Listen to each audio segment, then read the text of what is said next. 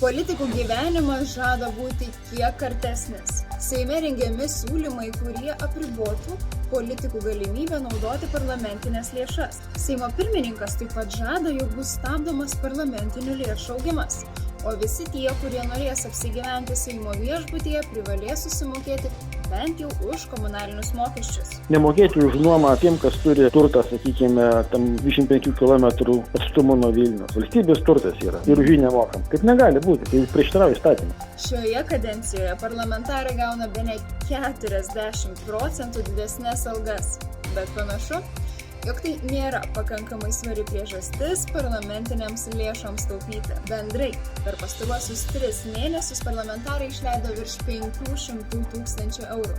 Vienam žmogui per vieną mėnesį buvo leidžiama panaudoti iki 5500 eurų.